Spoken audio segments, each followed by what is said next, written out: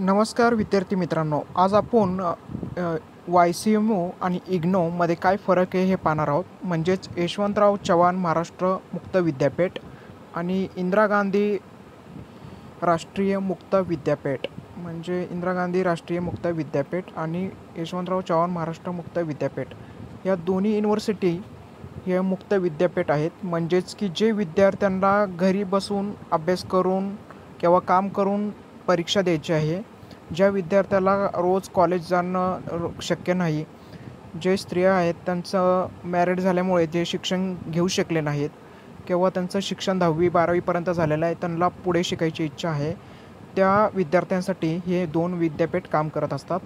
हे दोन्ही विद्यापीठ हे मुक्त विद्यापीठ आहेत. जसं की YCMO युनिव्हर्सिटी ही नाशिकची महाराष्ट्रातली युनिव्हर्सिटी आहे. ही फक्त महाराष्ट्रापुरतीच मर्यादित आहे. तर Indira Gandhi National Open University ही पूर्ण भारताची युनिव्हर्सिटी आहे. म्हणजे नवी दिल्ली या ठिकाणी त्याचं मुख्यालय आहे, युनिव्हर्सिटी आहे. आणि यशवंतराव चव्हाण ओपन युनिव्हर्सिटीचं नाशिकमध्ये.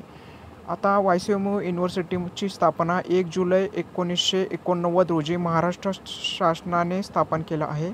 मुख्यालय नाशिक महाराष्ट्र आहे. कार्यक्षेत्र महाराष्ट्र राज्यातच मर्यादित आहे, म्हणजे फक्त महाराष्ट्र राज्यापुरतीच ही युनिव्हर्सिटी मर्यादित आहे. प्रशासन महाराष्ट्र सरकारची उच्च व तंत्र शिक्षण विभागाचा भाग आहे. शिक्षण पद्धती ओपन आहे, डिस्टन्स मोड मुक्त दूर शिक्षण पद्धती. म्हणजे या ठिकाणी विद्यार्थ्याला शिकवलं जात नाही. डिस्टन्स म्हणजेच की जे विद्यार्थी घरी बसून अभ्यास करायचा असतं त्यांना आणि परीक्षा द्यायची असते. घरी बसून म्हणजे सेल्फ स्टडी करून विद्यार्थी त्या ठिकाणी एक्झाम देतात. तर मुख्य उद्दिष्ट महाराष्ट्र विद्यार्थ्यांना घर बसल्या शिक्षण मिळावे यासाठी लवचिक अभ्यासक्रम आहे.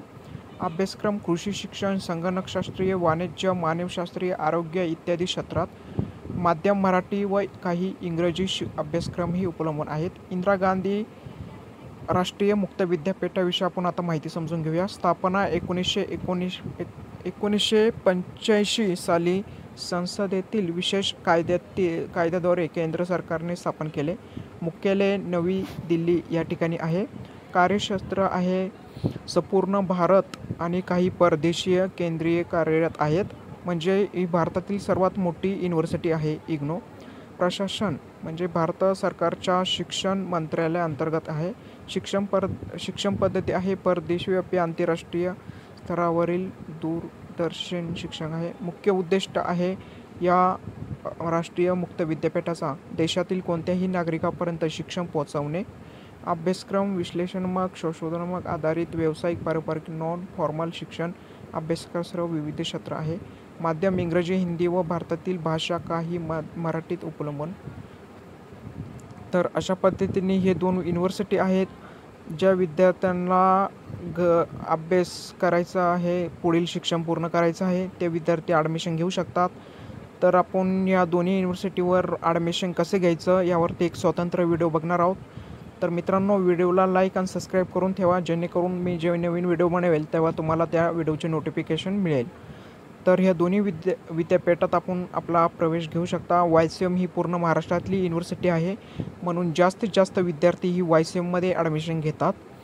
YCM युनिव्हर्सिटी ही पूर्ण ग्रामीण भागात असेल, तालुका असेल, जिल्ह्यामध्ये असेल, प्रत्येक ठिकाणी कॉलेजमध्ये YCMचं स्टडी सेंटर असतेच. तर मित्रांनो, या ठिकाणी आपल्याला YCMमध्ये ॲडमिशन घेण्यासाठी गुगलवरती जाऊन आपल्याला आपल्या डिस्ट्रिक्टमध्ये कोणते कॉलेज YCMचे स्टडी सेंटर अवेलेबल आहेत ते बघायचं आहे. त्यानंतर आपल्याला त्या ठिकाणी आपला प्रवेश निश्चित करायचा आहे. तर जे विद्यार्थ्यांचं शिक्षण राहिलेलं आहे किंवा जे स्त्री आहेत, फिमेल, ते मॅरिड झाले आहेत, त्याच्यामुळे त्यांचं अर्धवट शिक्षण राहिलेलं आहे, ते आपण ओपन युनिव्हर्सिटीतून घर बसल्या आपले शिक्षण पूर्ण करू शकता. आपली फक्त वर्षातनं एकदाच एक्झाम घेतली जाते, परीक्षा या विद्यापीठामधून. तुम्हाला फक्त होम असाइनमेंट तेवढे सबमिट करायचे असतात वर्षातून एकदा. बाकी एक वेळेस तुम्हाला एक्झाम द्यायची असते. BA, BCom, BCA सर्व अभ्यासक्रम असतात. काही स्टडी सेंटरमध्ये काही अभ्यासक्रम नसतात. आपल्याला अभ्यासक्रमानुसार स्टडी सेंटरची निवड करायची आहे. तर आपण या दोन्ही मुक्त विद्यापीठामध्ये ॲडमिशन कसं घ्यायचं, फी स्ट्रक्चर काय असणार आहे, परीक्षाची पद्धत काय असणार आहे, परीक्षा एकदाच घेतली जाते का दोनदा घेतली जाते यावरती एक स्वतंत्र व्हिडिओ बनवणार आहोत मित्रांनो. त्यातपूर्वी आपण ह्या व्हिडिओ आवडल्यास आपल्याला लाईक आणि सबस्क्राईब करायचं आहे, म्हणजे मी जेव्हा नवीन व्हिडिओ बनवेल तेव्हा आपल्याला या नोटिफिकेशन व्हिडिओचे नवीन प्राप्त होईल. तर लाईक सबस्क्राईब करा. व्हिडिओ आवडल्यास थांबूया आपण इथेच आता.